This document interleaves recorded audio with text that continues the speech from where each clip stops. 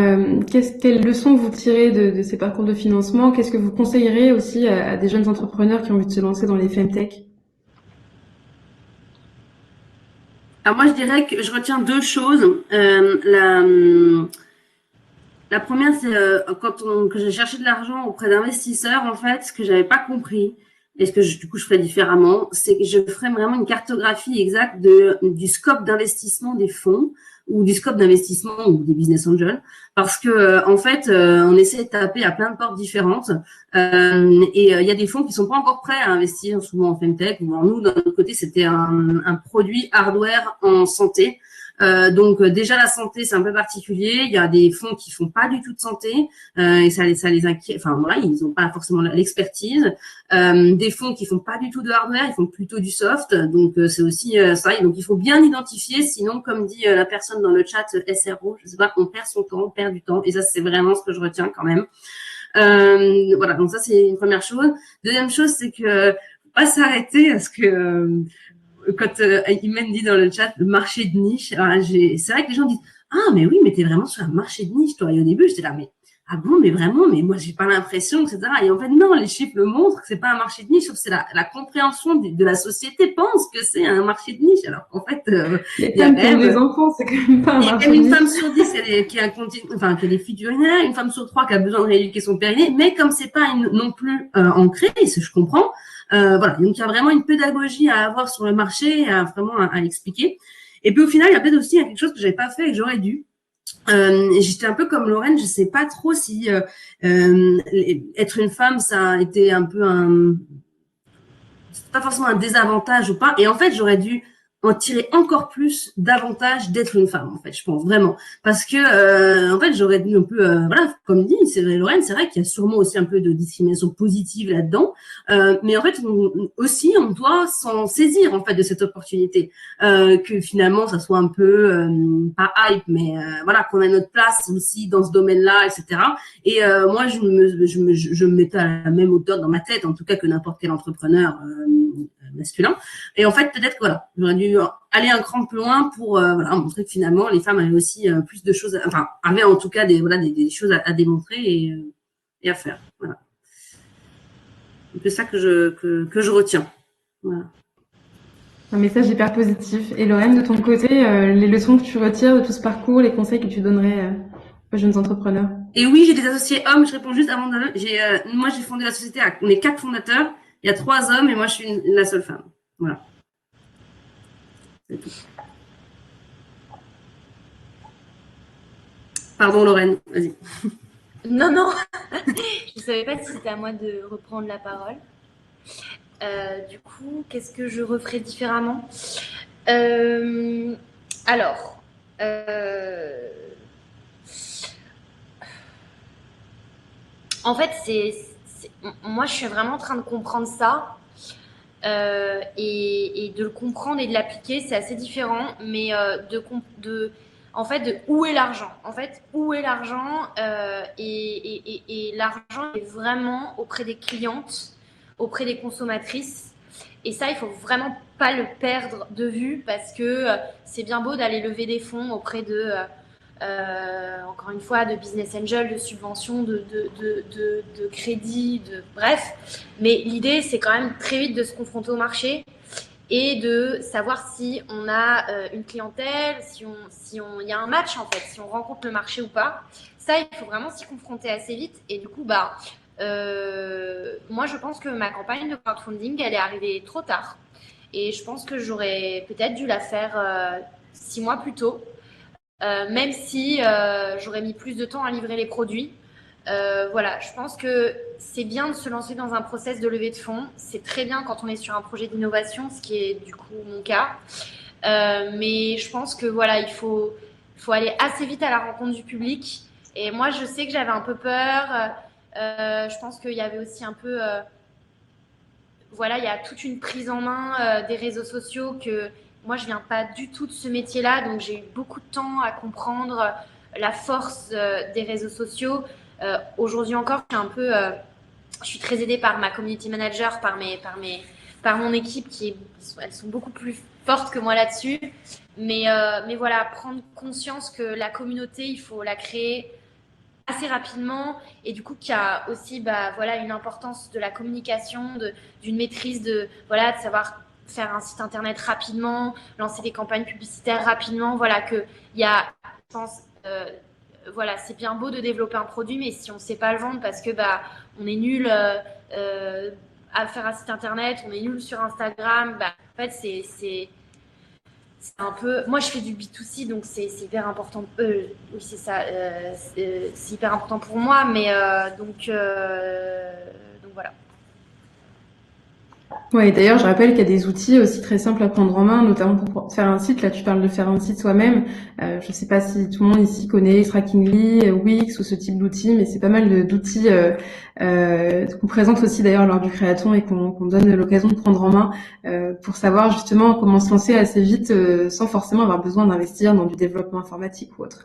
Alors, il y a une question d'Imen qui demande quelle est votre différence de perception, puisque Lorraine est en B2C, Émilie dans le B2B et en B2C.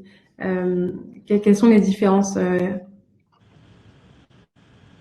Alors, nous, on fait un peu des deux. Donc, on fait du B2C sur les marchés français et limitrophes de la France, du B2B dans des pays un peu plus lointains comme en Asie ou dans certains pays d'Europe où on n'a pas forcément des gens chez nous qui peuvent assurer la relation client. Et puis, on est aussi une sorte de B2B en particulier puisqu'on travaille beaucoup avec les gynécologues, les urologues, les sages-femmes et les kinés. Donc là, c'est aussi c'est de la prescription, donc c'est même pas, on n'est pas en train de leur vendre, on est en train d'essayer de leur faire comprendre l'intérêt du produit pour qu'ils puissent le recommander à leurs patientes. Est-ce qu'il y a une perception? Alors, je sais qu'il y a quand même peu de fonds aussi d'investissement qui investissent en B2C. Alors, j'écoutais encore un podcast la semaine dernière sur ça. Le Covid a fait évoluer les choses. Le B2C a fait, en fait, a pris, selon les investisseurs que j'entendais, a pris 4 ou 5 ans finalement à accélérer parce que le e-commerce a accéléré, parce que il y a eu vraiment maintenant, voilà, d'acheter sur le net, ça devient presque la norme actuellement.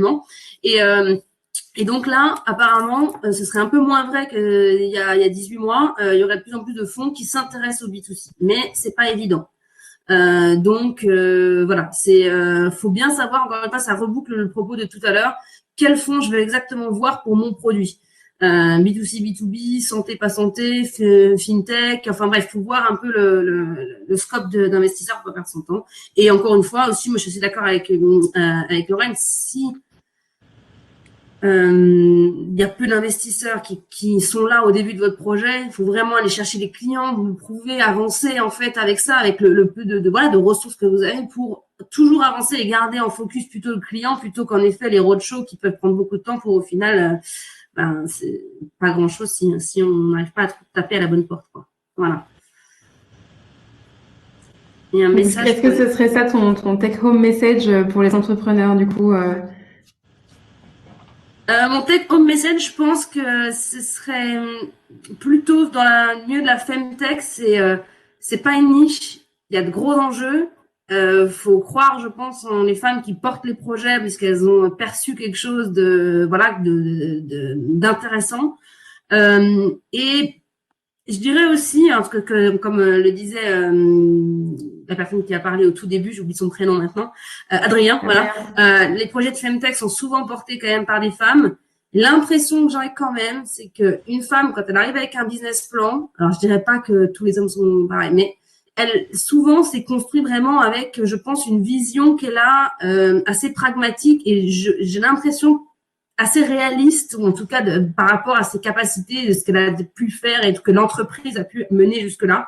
Alors, je dis pas que les hommes ne le sont pas, mais je pense qu'il y a aussi une manière d'appréhender les projets pour les investisseurs qui sont présentés par les femmes ou portés par un groupe de femmes. C'est-à-dire que peut-être que les chiffres au démarrage tout de suite ne font pas autant un seul coup rêver comme certains projets peuvent être, mais je pense que ça vaut le coup vraiment de rentrer un petit peu plus dans le sujet et pas simplement s'arrêter au premier rendez-vous. En fait, voilà, c'est un peu ça que je retiendrai parce qu'il y a aussi des gens qui perçoivent pas forcément le marché ou dès le début et je pense que ça mérite de creuser. En tout cas, c'est mon feeling que j'ai eu moi par rapport à mes collègues entrepreneurs plutôt masculins et l'approche en fait qu'on avait quand on allait voir des investisseurs.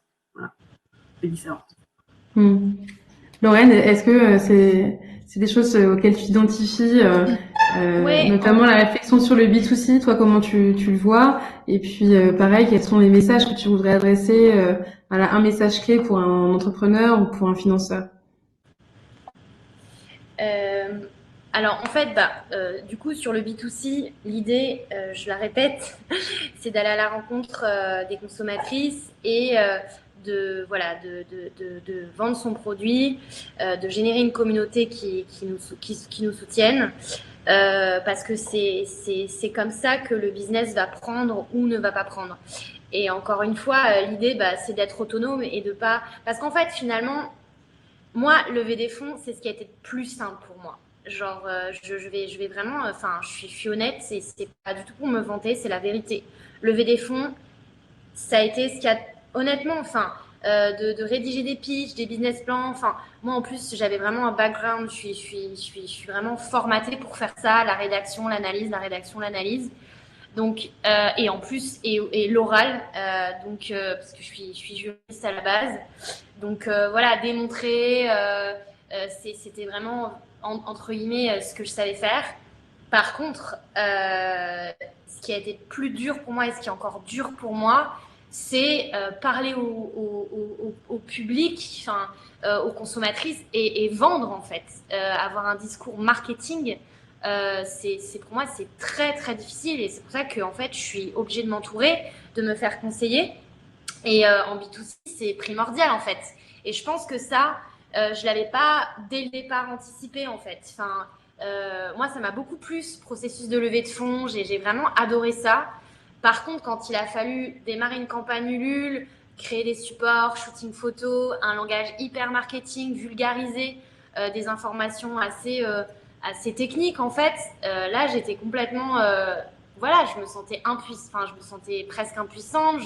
J'avais peur, je me sentais paralysée. Enfin, donc voilà, sur du B2C, il faut vraiment avoir ça en tête. Il faut s'entourer de, et c'est très difficile de trouver les bonnes personnes.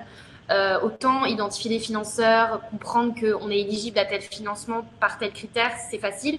Par contre, trouver de l'humain, trouver des bonnes personnes qui vont bien nous conseiller en com, en marketing, ça c'est super dur parce que c'est très très difficile. Moi, ça a été mon plus gros challenge et ça l'est toujours de m'entourer en interne de bons conseillers en communication, en marketing.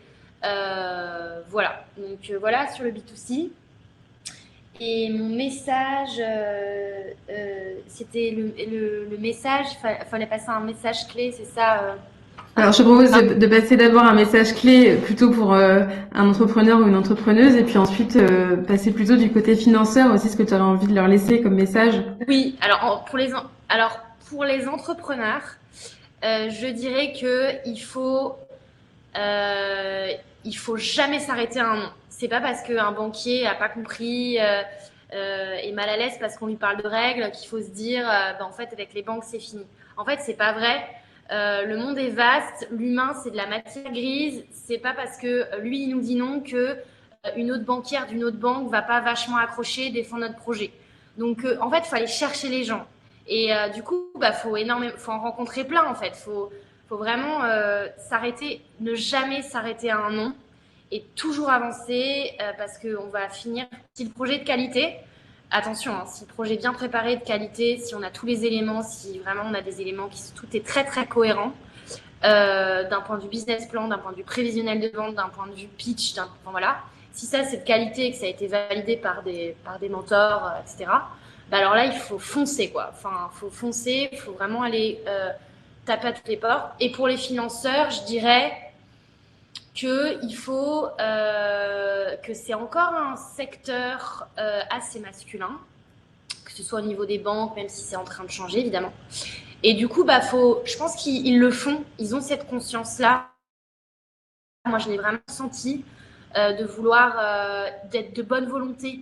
Ils comprennent, souvent ils ont des femmes, ils ont des filles, enfin moi dans mon cas en plus je parlais de règles, donc ils me disaient toujours mais moi j'ai une fille, j'ai ma femme, elle comprend. Enfin encore aujourd'hui, hein, mes accompagnants du réseau entreprendre me parlent comme ça.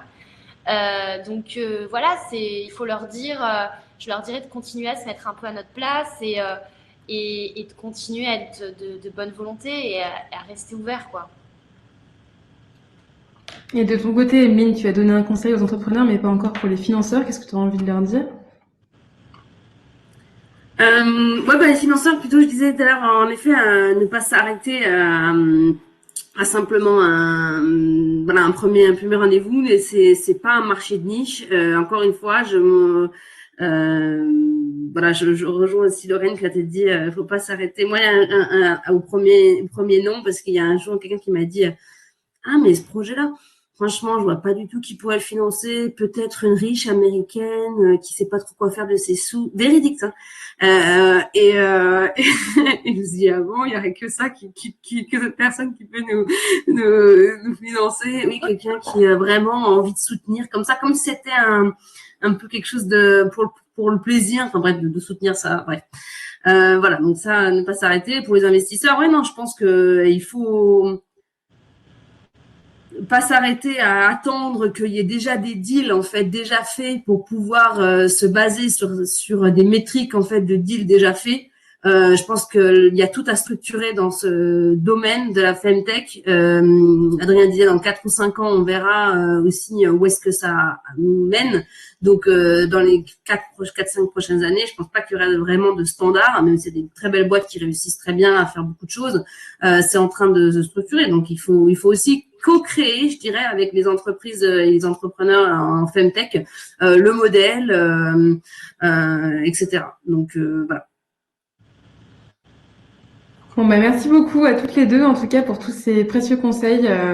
Ce que je vais proposer, c'est que on puisse réinviter Imen sur scène pour le mot de la fin. Malheureusement, c'était Imen qui aurait dû aussi animer la table ronde, mais avec le nouvel outil, on n'a pas pu inviter plus que 2 personnes sur scène. Et moi, j'ai la place parce que je suis manager de l'événement. Bref, c'est vraiment les aléas du direct. Mais en tout cas, merci vraiment infiniment pour vos témoignages.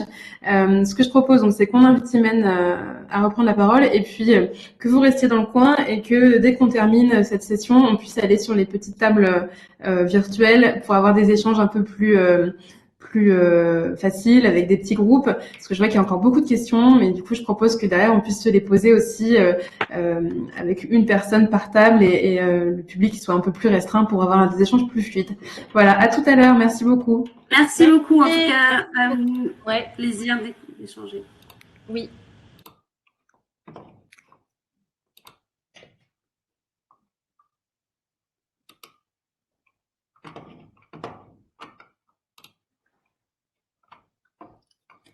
Alors, Imen est revenue avec nous.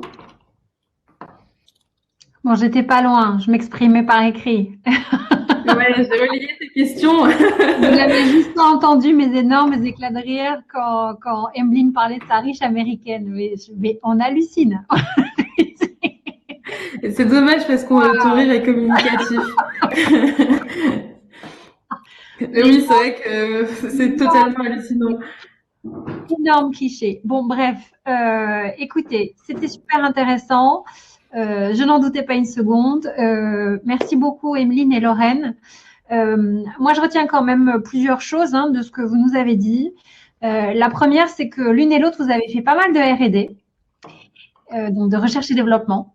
Lorraine ne l'a pas beaucoup dit parce que c'était pas forcément dans le fil, mais je vais insister dessus parce que j'en ai bien vos 2 projets à l'une et à l'autre. Il y a eu quand même beaucoup de recherche et développement d'un point de vue sourcing du matériau, conception de toute la forme de la culotte, etc. Et que donc, toute cette partie de recherche et développement, de discussion avec les futures utilisatrices, etc., était hyper intéressante à considérer. On n'en a pas encore parlé, mais quand même, la co-conception en amont, au démarrage du projet, ça fait partie des choses qui peuvent à la fois non seulement rassurer, mais aussi commencer à donner envie à des personnes de suivre l'aventure. Et rien ne dit, et c'est tout le propos de ce que je fais avec Honor Cash, mais rien ne dit que demain, vos futurs, toutes les personnes que vous avez mis dans vos groupes de travail, groupes de co-création, etc., ne seront pas vos financeurs à titre individuel, et que peut-être que elles, ces personnes, dans leur réseau, elles ont leur meilleur pote ou leur ancien collègue qui est à la tête une agence bancaire. Donc, ne minimisons pas le pouvoir du réseau. Et c'est pour ça que je vous invitais tous et toutes à vous présenter au début, parce qu'il y a quand même beaucoup de choses qui se font comme ça, avant que les sujets deviennent un peu mainstream, deviennent un peu évidents.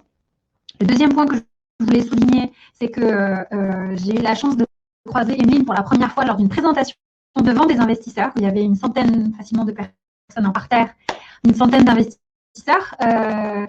Il y avait, je ne sais plus, une quinzaine d'entreprises qui pitchaient et il y avait 2 ou 3 femmes. Et Emeline a remporté, donc il y avait une espèce de mini-prix, sondage à la fin, et Emeline a remporté le prix du meilleur pitch et de très très loin, mais genre très très très loin.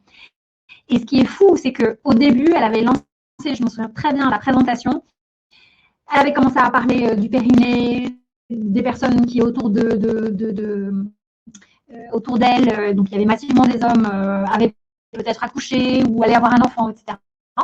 Et j'ai senti une gêne, il y avait une espèce de petit brouhaha, c'était hyper désagréable d'observer ça. Et elle les a retournés et elle a montré très rapidement, elle a tout de suite fait en l'espace de quelques secondes, transformer cette gêne en oui d'accord, ça vous gêne, c'est pas grave, parce qu'en fait, c'est un vrai besoin et il y a un vrai marché. Et d'ailleurs, on ne vous a pas attendu et on en est là. Et donc, quand elle disait tout à l'heure, j'ai pris ma place et je ne me suis pas posé de questions, je vous invite vraiment à les uns et les autres à retenir ce sujet-là. C'est que, à la fois, bien sûr, ce ne sera pas toujours évident, mais pour autant, il y a un côté un peu j'avance et je ne me pose pas de questions. Donc merci beaucoup pour ces témoignages. Et puis c'est bien parce qu'au moins je vous aurais moins interrompu que si j'avais été en live. Évidemment, j'aurais interrompu pour poser plein de questions avec mon grain de sel. Mais écoutez, c'est comme ça. Hein. J'espère que l'une et l'autre, Emeline et Lorraine, vous avez mis vos coordonnées en bas pour qu'on puisse. Ah, Emeline l'a fait, génial. Ben voilà, trop la classe. Donc Donc, n'hésitez pas à suivre leurs aventures, à recommander leurs produits et à poser plein de questions. Et puis, Aude, dis-nous comment on fait maintenant, comment ça marche. Alors déjà, merci beaucoup Imen pour ces take home messages pour le coup. Moi, je voulais rappeler, donc déjà, je voulais encore une fois remercier tous les intervenants. Donc, rappeler que vous pouvez vous renseigner un peu plus sur toutes ces problématiques de financement grâce à Imen et à On Your Cash. Donc, je vous invite très fortement à aller suivre sa newsletter, les réseaux sociaux, parce qu'elle donne énormément de bons conseils, comme vous pouvez le voir, et vous pourrez vous former sur tous ces sujets-là. Encore une fois, merci à Adrien, donc, qui est parti tout à l'heure, mais donc qui a fondé Eldorado, à Emeline, donc qui a fondé Physimed, et à Lorraine qui a fondé Cosme Lingerie. Donc n'hésitez pas à aller voir de plus près tout ce qu'ils proposent, c'est très riche. Et puis avant de vous inviter à rejoindre les petites tables rondes et vous expliquer comment vous y prendre, je vous rappelle une dernière fois que tout ça, donc, on l'organise dans le cadre du futur créaton de l'hôpital sur la santé sexuelle des femmes. Si là vous avez été convaincu que c'était intéressant d'aller se lancer sur les sujets des femtech, participer au créaton, c'est un super bon moyen de découvrir un peu plus près ces problématiques et de proposer des solutions qui pourraient devenir des startups de demain qui s'appuient sur des vrais besoins du terrain, donc qui sont pertinentes et qui répondent vraiment à des attentes à la fois des patients, de leurs proches et des soignants. Donc vraiment, n'hésitez pas, je vous remets le lien dans le chat pour si vous voulez vous inscrire. Et donc, on va tout de suite passer sur les petites tables. Donc, c'est très simple. Aude, juste avant les petites tables, parce que je sais qu'il y aura un replay, donc je le signale quand même pour tous les aspirants et aspirantes business angel et investisseurs actifs, participer à ce type d'événement en tant que participant, pas forcément dans l'immersion, mais en tant que participant, c'est aussi une façon de monter en compétence très, très, très rapidement, pas soi-même en tant que porteur de projet, mais très, très rapidement sur un domaine ou un champ d'innovation qu'on ne connaît pas. Donc, même si vous n'avez pas envie d'entreprendre, mais que vous êtes un potentiel ou une potentielle financeur, je vous invite vraiment à considérer de participer à l'aventure et en général à des hackathons, parce que c'est un moyen en 2 jours franchement de comprendre beaucoup de choses aux dynamiques d'un marché et à ce qui s'y passe et à la pointe de ce qui pourrait être intéressant pour apprendre à investir là-dedans. Donc, je le signale quand même. Merci beaucoup, Imen. Et d'ailleurs, ça me fait penser que tu parlais tout à l'heure aussi de réseau. C'est aussi une très bonne occasion, du coup, de rencontrer des experts du domaine, puisqu'évidemment, nous derrière, on a tout un réseau et un écosystème qui co-organise ce type d'événements. Là, on travaille notamment avec la chaire Droits humains et santé sexuelle de l'UNESCO, avec d'autres startups, avec Imen aussi, entre autres. Et donc, c'est vraiment une occasion aussi d'aller rencontrer de nombreuses personnes qui pourront constituer votre réseau sur le domaine donné, et puis généralement sur l'innovation en santé, et donc des entrepreneurs, des médecins, des soignants, voilà, très très variés, et puis des citoyens comme vous et moi qui s'intéressent à la thématique et qui peut-être auront envie de travailler avec vous. Donc, ce que j'allais dire, c'est que pour aller sur les tables rondes, c'est très simple. En fait, il suffit de dézoomer. Donc, vous pouvez le faire avec la molette de la souris ou avec deux doigts sur le pad d'un ordinateur portable. Donc, si vous dézoomez, vous verrez que sur les côtés, en bas, en haut, à droite et à gauche, vous avez des tables numérotées. Donc, ce que je vous propose, c'est que moi, je serai tout en haut à gauche. Vous voyez qu'il y a marqué Aude, donc je serai sur cette table-là. Si vous avez besoin de vous renseigner un peu plus sur le créaton, ou si vous avez des questions sur comment ça fonctionne, l'hôpital, etc. Sur la table 2, je propose qu'on mette Imen. Comme ça, vous pourrez discuter avec elle de toutes ces actions avec Cognon Cash et des questions de financement. Sur la table 3, on peut mettre Emeline, qui vous parlera encore plus en détail de son aventure avec Physimed. Et sur la table 5, on peut mettre Lorraine pour parler de cosmélingerie. Lingerie. Et puis voilà, on est disponible sur ces petites tables pour discuter. Vous cliquez sur votre petite bulle puis vous vous déplacez là où vous voulez aller. Et puis en tout cas, vraiment merci à tous et à toutes pour votre participation ce soir, pour les échanges très riches qu'on a eu aussi sur le chat.